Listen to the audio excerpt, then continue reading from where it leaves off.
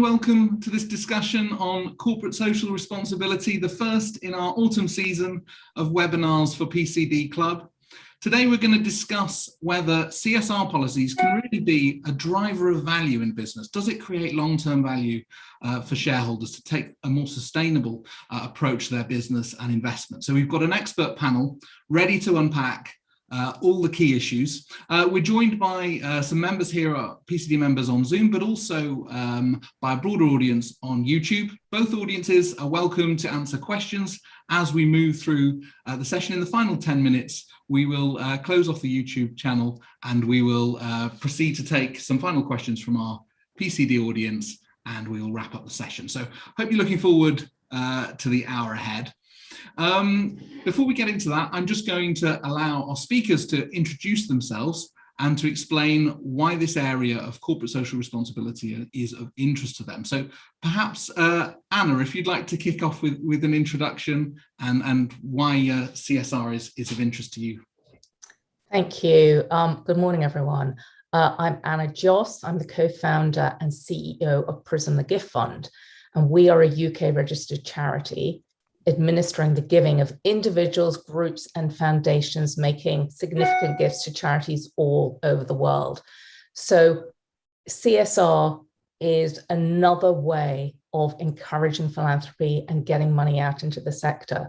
So where we can engage with corporates to help them on their journey, navigate that world, educate them about the tax benefit, and then the PR element and the philanthropic way around compliance and governance. That's what we'll do. Perfect. Well, thank you. Look forward to getting involved in this discussion. Ebba, LePage, be great to hear from you. A short introduction. Thank you. Hi, Ebba LePage. I'm the head of corporate sustainability at Lombard, Odier, the Swiss bank focused on wealth management and asset management. And my role as head of corporate sustainability is to ensure that the bank is a responsible company apart from our investments. And this is what's so fascinating with CSR. It's to see how a company can maximize its positive impact apart from the pure products that it's selling, basically. Okay, wonderful. Well, thanks for joining us. Hugh Gaskell from EY. Sorry, Harry Gaskell. Apologies, Harry. Don't worry, David. A lot of people do that one. So, as you say, I'm from EY, and I'm the head of purpose and sustainability in the UK and Ireland. And my job is helping organisations get value from sustainability. The interest in this is because I think for the next decade or so, corporate value is going to be created or destroyed by how well people deal with this topic of sustainability. So that's my interest. Okay, very, very interesting. And finally, Alexander Rhodes from Mishcon. Welcome to you, sir. Thank you, David, and good morning, everybody.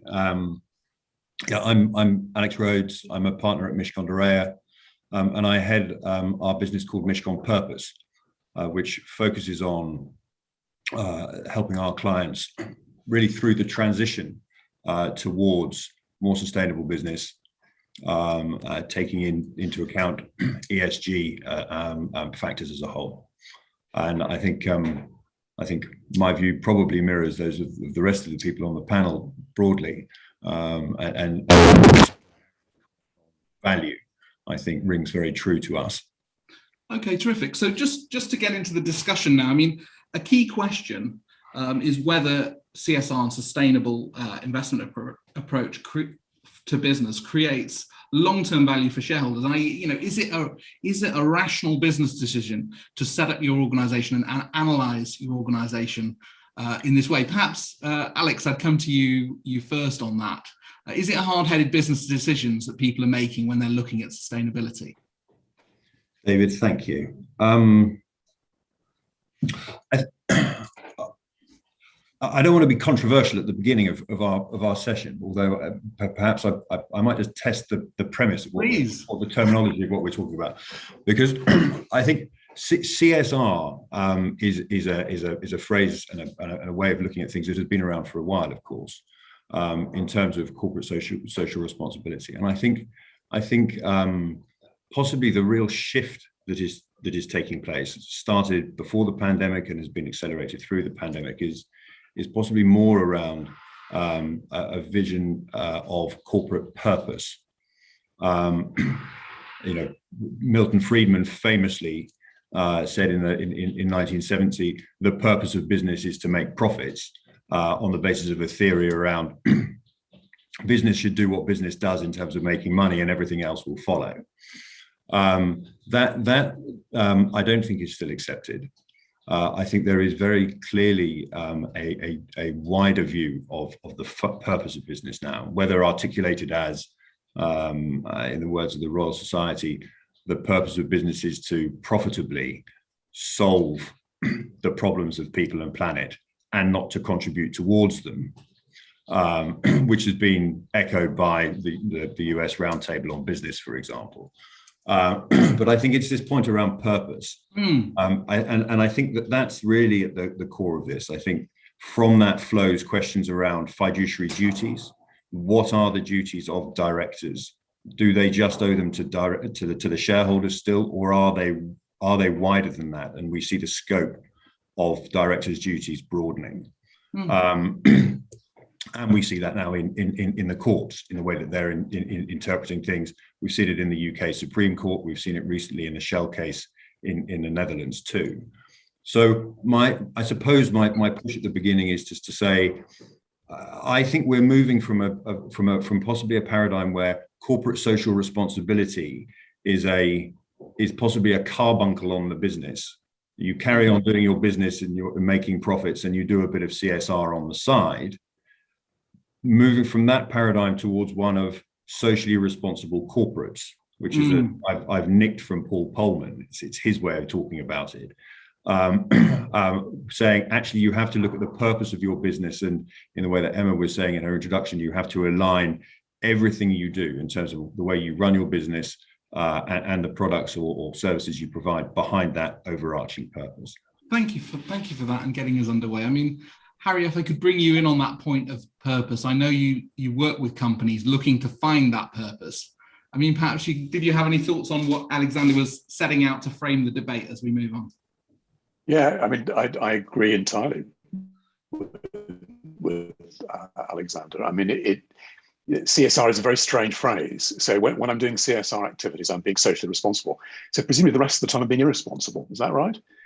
So yeah, I mean, I think if an organization is not behaving responsibly at all times, we have to worry about that. And so purpose is all about saying, why is this organization in business? For sure, it's to make money for its shareholders. Absolutely, that's one of the main reasons you should be in business. But there are three other reasons too, really.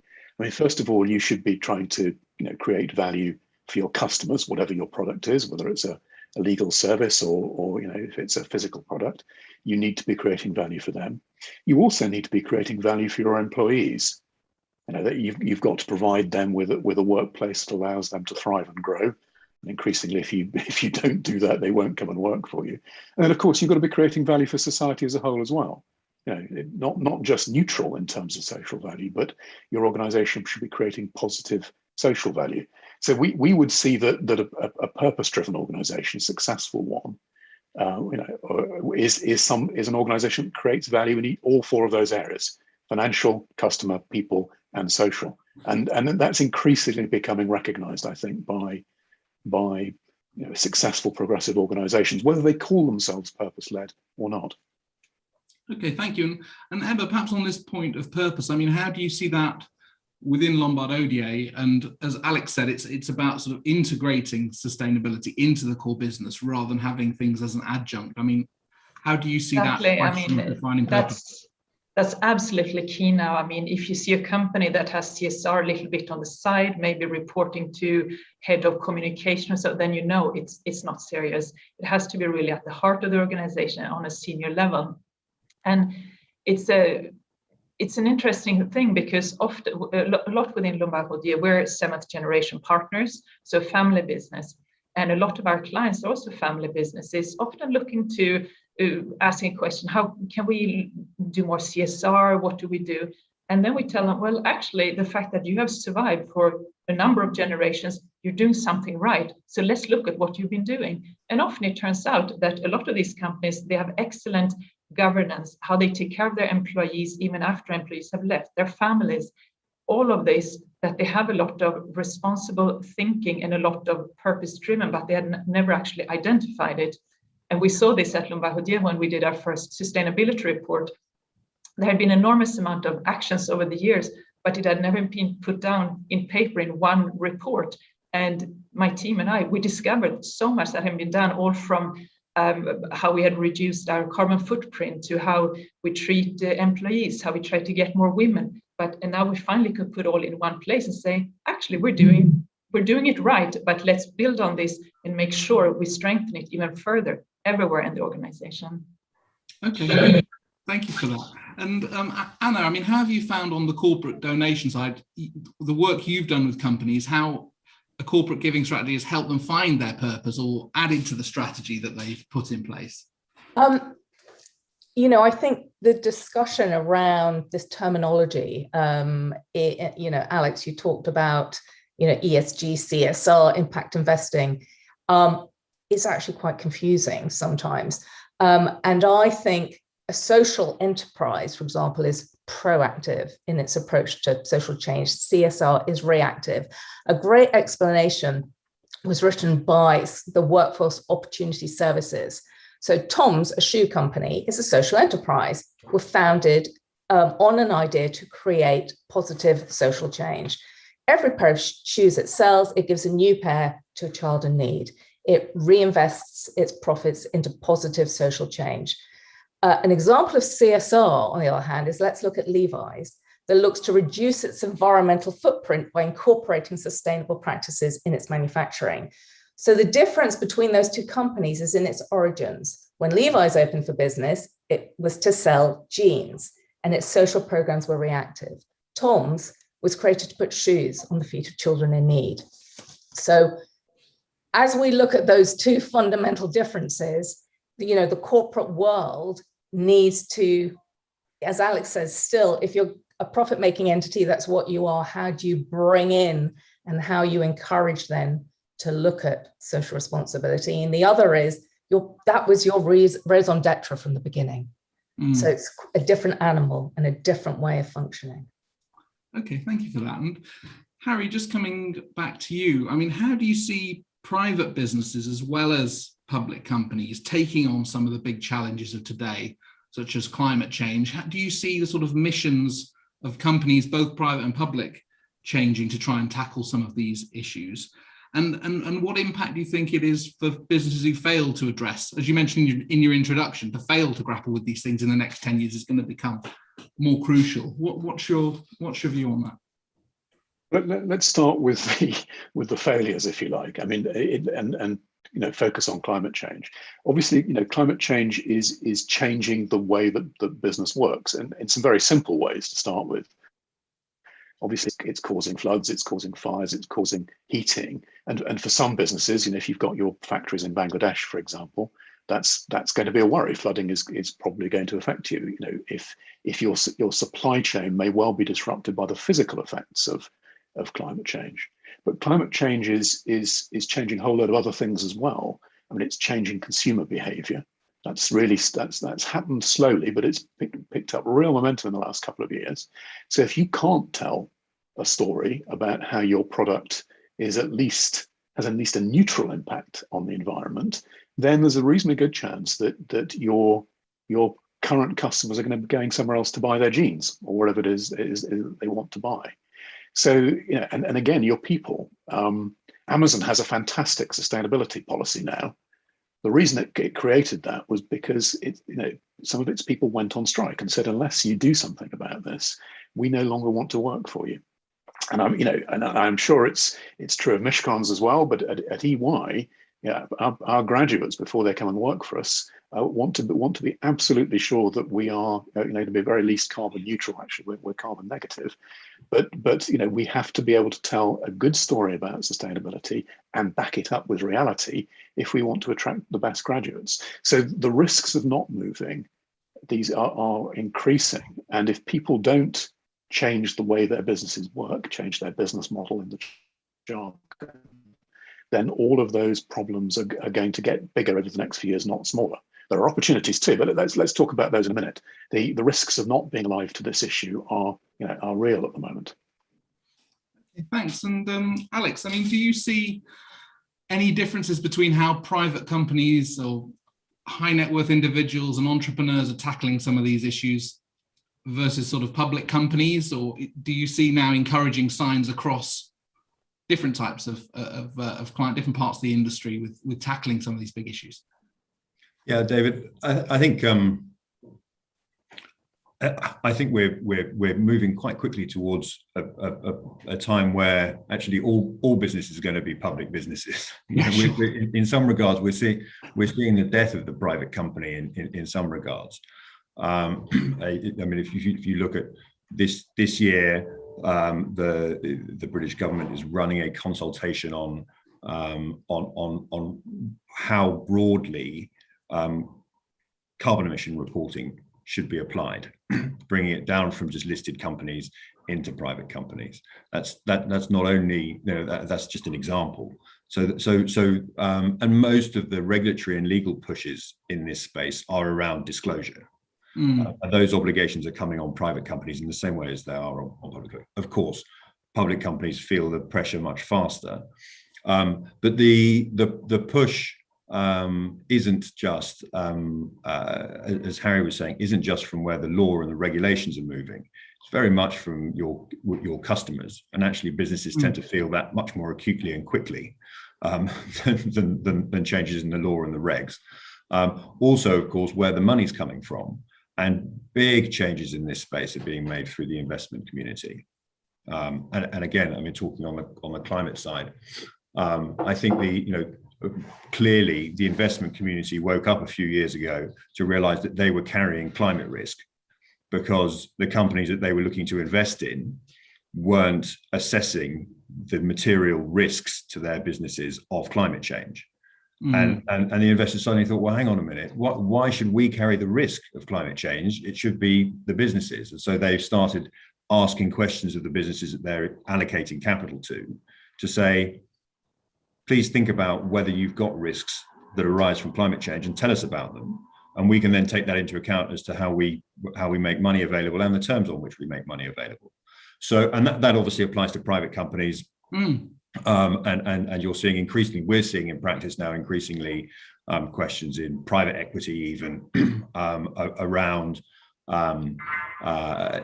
environmental, social and governance factors in a way that even a year, 2 years ago weren't being asked. So for private equity, it might be like the lack of diversity on a board or something like that now becomes a much hotter topic.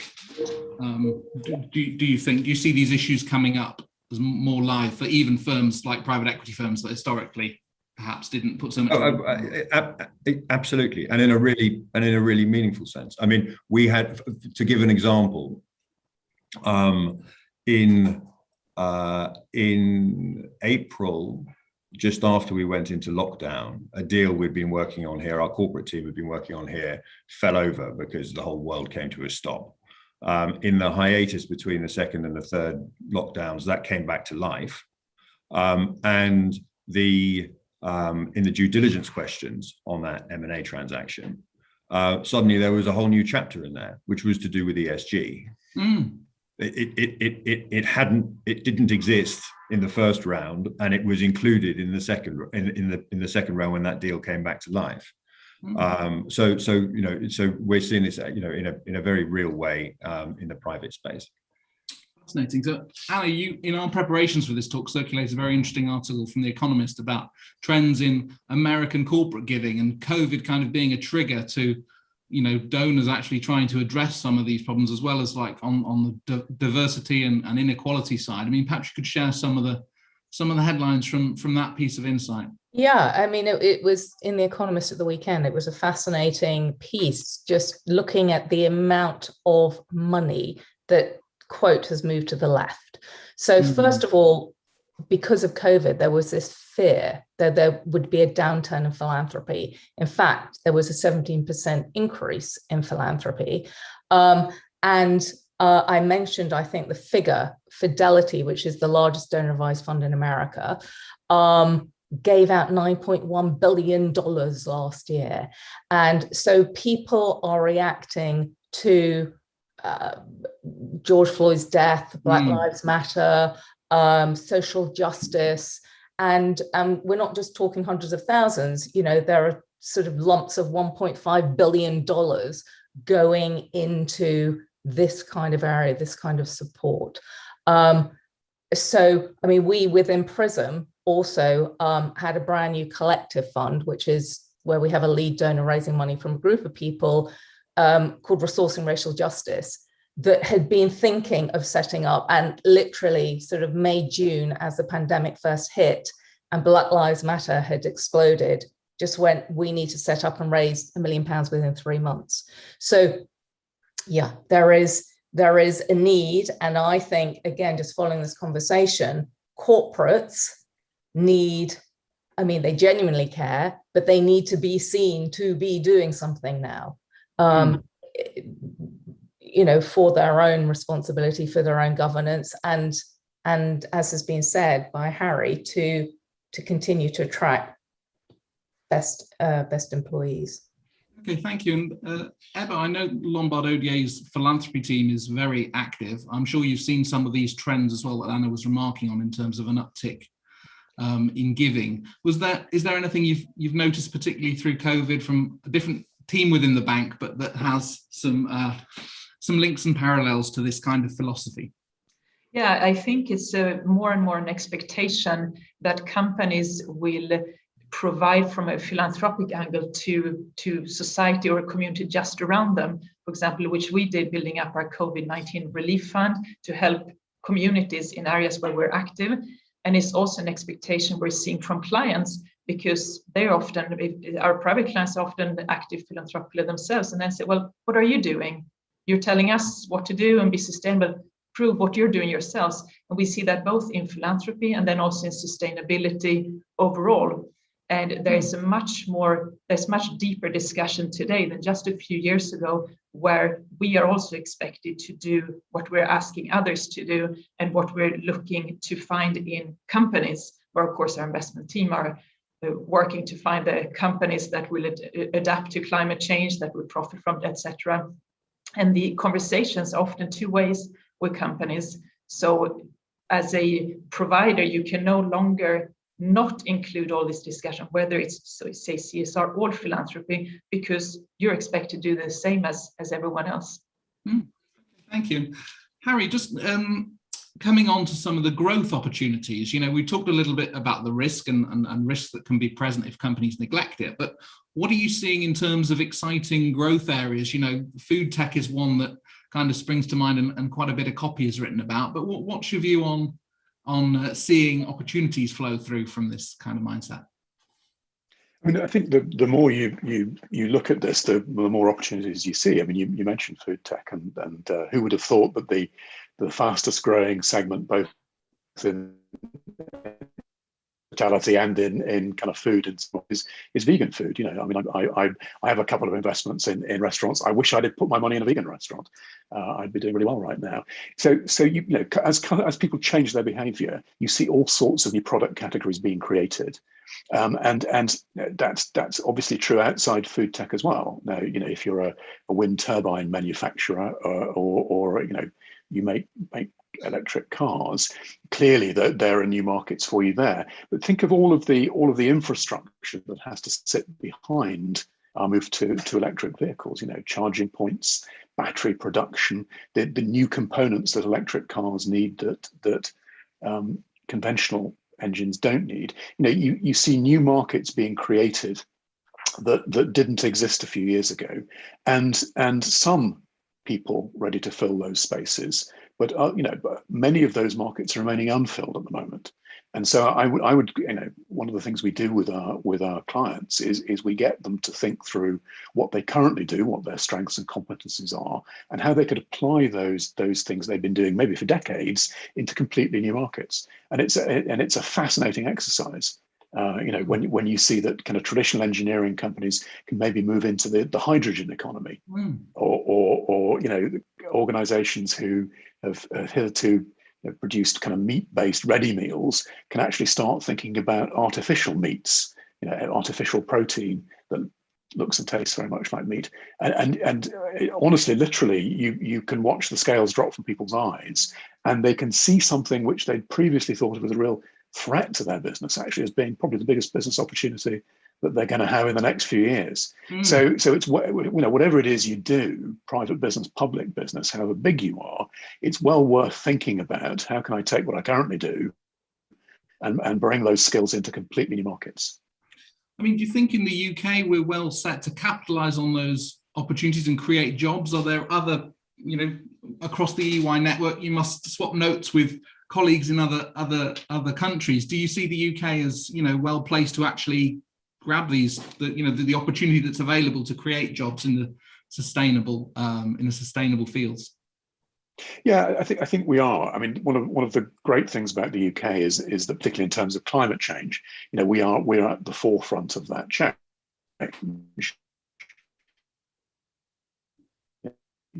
Climate targets in legislation, and that's true of very few other countries. I think actually only France it's true of.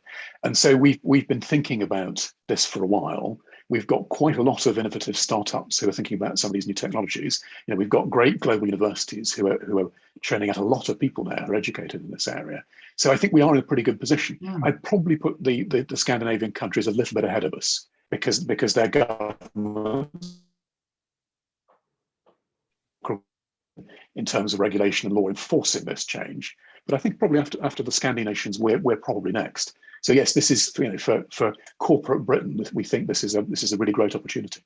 Okay, terrific. I mean, Alex, are you seeing innovative new startup companies and people seeing and exploiting opportunities within your practice? Yeah, David. I mean, very much so. I mean, we're a London firm, but a huge amount of our work is international. And I think as we look to what London is and what London will be after Brexit and where we sit in the world, I think our view is very much aligned with what Harry's described. Okay, thank you. I mean, how much we touched a little bit on CSR before, and as risk management, reducing the risk of an impairment to a brand. There's been recently, in the last year or more, there's been a number of kind of scandals, as it were, around people's businesses, supply chains and things like that now increasingly make the papers. I mean, how do you see firms with these complex supply chains and perhaps labour-intensive industries addressing some of these problems? Is there a new breed of kind of auditor that comes in and really analyzes and dissects the business? If you're dealing with a company looking at this, how do you help them bottom out what their key issues are and manage that risk? Yeah, I think these factors, the sort of environmental, social, and governance factors that we're talking about, are particularly telegraphic to reputation for businesses, because they're the kinds of, when one's looking at them in terms of risks, they're not like icebergs that risk committees are used to looking for. They're not risks that are out there like political risk or capital markets risk or whatever that are going to come and hit you from outside. They're risks that come from in the engine room and from the deck. They're factors that you make a decision in how you run your business as to how you want to engage with them or not. Whether you're talking about your workforce and how you look after your workforce or how you enfranchise them, whether you're talking about climate change and do you align your business so that it works to carbon neutral, to carbon negative, in line with international standards or some other way. And so they absolutely reflect the values of the business and the way that you go about it. So they're particularly telegraphic to reputation in that way, unlike a number of other risks. And I think that's really the key thing when businesses are thinking about how to address these things. And I always say, and I spent a lot of time working as a reputation lawyer, advising families and advising businesses. I always say the best approach to reputation is to seek to be what you say you want to be. We've seen this last week, a number of investment businesses who have been challenged on whether they really are standing up to what they're saying they are. We see this the whole time. There is an increased focus on businesses being held to account. There is a focus around greenwashing, and is this really true? I think businesses that don't really put this stuff at the heart of their businesses and really think about, is this what we're about, and are we on board trying to be it, will struggle. Okay, thank you. Anna, just to bring you in, on building on that reputational risk point, if companies are giving money, for example, to charities as part of a program, there's risk there for them to try and manage. I mean, how do you observe this, and how do you help companies, I guess, administer some of those donations that they're making to support what they feel is good causes? Obviously, a business is there to run its objective. To then engage in philanthropy requires a whole nother level of skill and understanding. So with the increased regulatory backdrop in the charitable sector, what a number of corporates can now look to do is to outsource their actual foundation. So rather than create their own foundation, they can create basically a donor advised fund. They can white label it. It appears like a foundation. So if I give you an example, and they're very happy to be used, is Matrix Chambers, which is a fantastic set of barristers' chambers out there, have created a collective fund, a donor advised fund called the Matrix Causes Fund. They're very focused on human rights projects and charities, which can be sometimes quite a complex area in terms of a charitable objective under UK charitable law. So as a group, these barristers may make monthly contributions that can be gift aided into their account. They will do the research, they will select certain charities, but ultimately they then refer to Prism to do the overall compliance, governance, and due diligence on those entities to ensure it meets UK charity requirements. So they're outsourcing, the ultimate responsibility to Prism. But they have the joy of deciding where to give. They're encouraging employee engagement, or they're not employees, but each of those barristers are engaging, making physical contributions, and as a group, actually deciding what do they want to support. And then the branding is actually Matrix Chambers. So they have a lot of the upside, a lot of the employee engagement, without the worry of the administration and due diligence. Okay, thank you.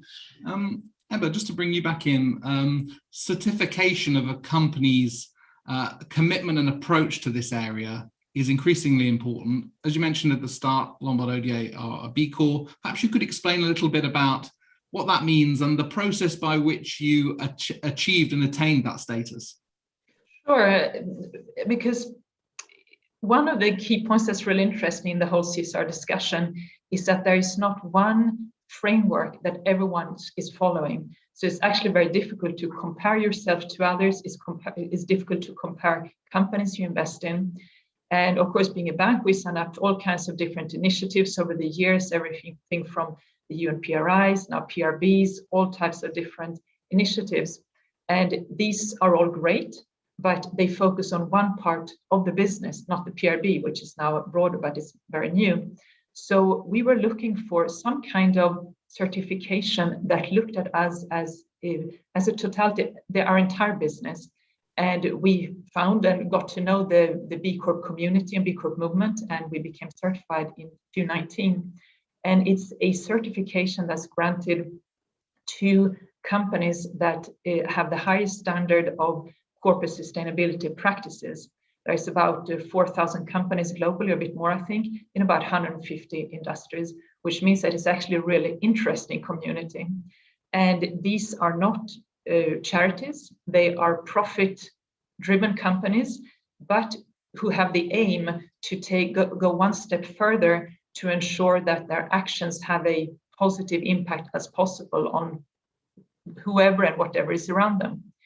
And we went through this process, and it's a due diligence that you go through before you get the certification. That's different from a lot of other initiatives that you sign up to, and then you produce a report every year or every 2 years.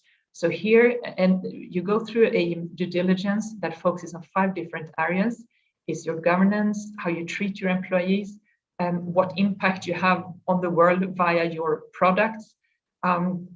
It's your impact on the community and on the environment. And what's really useful for companies, for us, and I'm sure for everyone else who's gone through the process, is that you really do a deep dive in each area of your business, and you see where are you strong and where are you maybe a bit weaker. And in the bank, we're using the B-Corp sort of impact due diligence results as part of our path going forward. So it's a part of our entire sustainability strategy, and we know where we want to improve and what we want to change. Also, what's really interesting, of course, being a B Corp, is that it's more and more something that's being well known. So of course, we use it a lot when we talk to clients and prospective clients. But when I'm speaking also internally, I always try to ensure that people understand that it's not just something for the front office to use to sell us as a name or our products. It's something that everyone should use as a tool to integrate in their own businesses. Because jumping back to what has been discussed previously about values, for example, we hear now more and more the question, as you mentioned before, people who that we're looking to recruit, for example, or current employees in back office functions, who say, well, it's interesting what you're doing as a bank or what we're doing as a bank, but what are the values? And I always emphasize internally that having B Corp as a framework to explain what is a B Corp and what does it mean to us, it's a very clear way to explain our values, what we stand for, and where we're trying to go, basically. Thank you. Harry mentioned about Scandinavian economies being, really at the forefront around this area. I mean, what do you perceive from Switzerland in terms of, companies, the big companies and small, being interested in sustainable approaches and certification for those who are, most committed to it? What's your perspective on the international comparisons of where? Honestly, I would say, Switzerland, I've been here now 2 years, and it's much more advanced than perhaps I expected, and I'm very happily surprised. It's a very green-driven mindset, very much also social responsibility, that you help others, you give to charity, you don't make a drama about it, but you just do it. And there's a big amount of B Corps in Switzerland, so if you just look at that, but also in general, the discussions in the media, in the companies, is very much how can we avoid the difficulties from climate change? How can companies improve? And especially, there's a lot of questions or demand for accountability. And that we're seeing more and more of those discussions. Thank you very much for that. Alex, Mishcon also achieved a B Corp status recently. Perhaps you could tell us through your journey with that and what kind of value that you think that's creating in your practice. Yeah, thanks, David. We're delighted to have certified as a B Corp earlier this year. So following in the footsteps of Lombard, Odier, and I would say just about that also, it's really interesting when you're working with lots of different businesses, you find very quickly those who are serious about this and those who aren't. And Lombard, Odier really do know what they're doing in this space.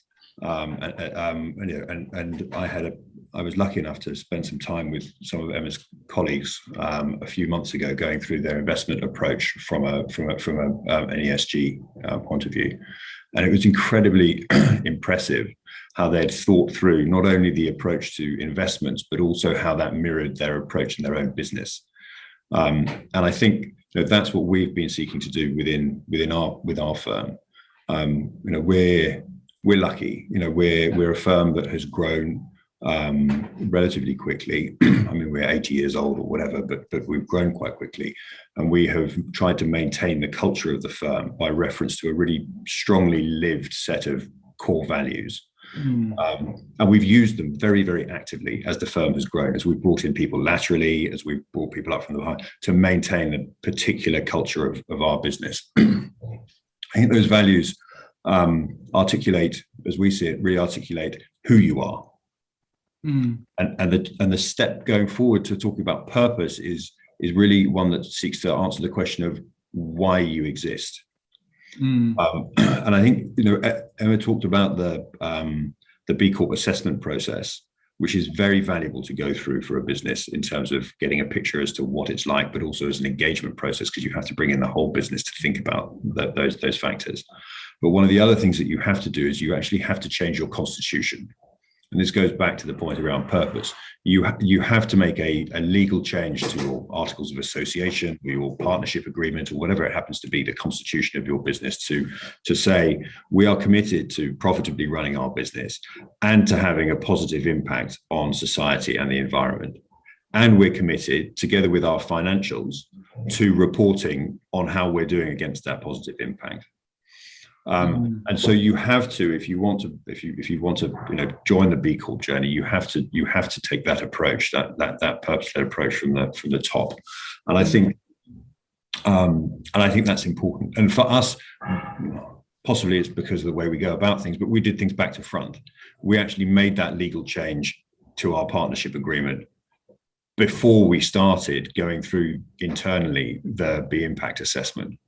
And as the person who sort of led that process internally, that made life much easier for me, because it was a demonstration of commitment from the partnership that this is the way we see things. And so then when you're engaging with the directorate, when you're engaging with colleagues around some difficult questions, it's not a question of you have to think about this and it's separate from what you're trying to achieve in your profitability of your business. These things are equally important. And it changes the mindset in which you then go about addressing it. So I think the B Corp badge, if you like, is useful because it's shorthand and it explains where you are, and it's an independent process that you've been through and been verified by.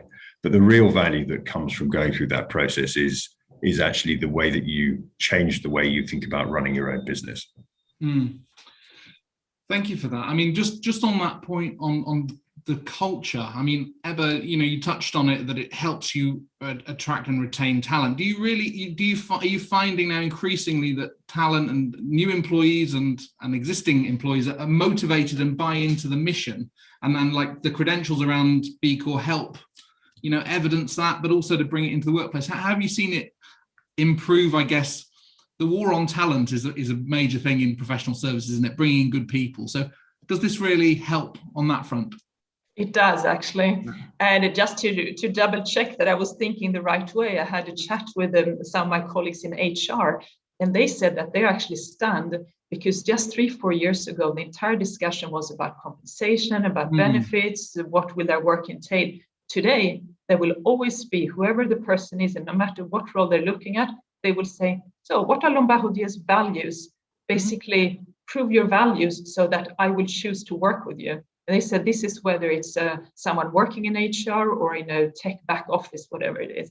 So that's why I mentioned before that it's important that everyone in a company really understands very simply what the values are. And then, for example, can use B-Corp as the framework. And that's, and also what's nice with B-Corp is now when all our employees really understand what it is, people are proud of it and say, we're a B Corp, we've achieved this, because it's not easy. So I'm sure Alex has the same experience, that it's something that we all sort of achieve together.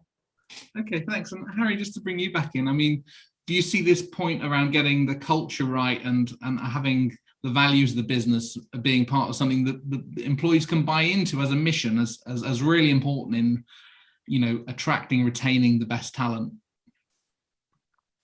Yeah, increasingly that really matters. I mean, that when I talk to our generation of graduates or near graduates, that's the thing that's most important to them. Clearly, they'd like us to pay them some money as well. But the sense that their job amounts to something more than auditing a set of accounts, or trying to analyze somebody's supply chain or their tax position.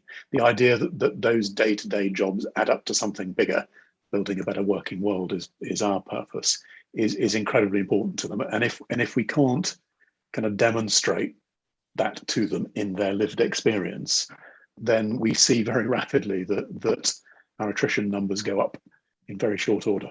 Do you think also that COVID has changed the workplace so much? People's their relationship with their employer has changed. This can be a field of actual, unity and draw people together, where bonds have been weakened by perhaps extended work from home. People feel like they're not necessarily part of an organisation unless there's actually that clear mission. What's your take on that front?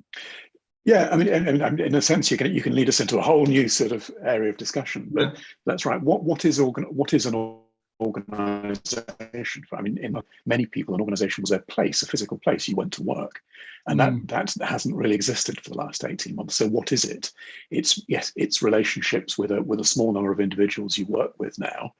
But yeah, if you can create a sense of something a little bit bigger than that, a sense of mission or purpose, then that is something that holds together an organization when it no longer exists physically in one place. So I think you're spot on with that, David.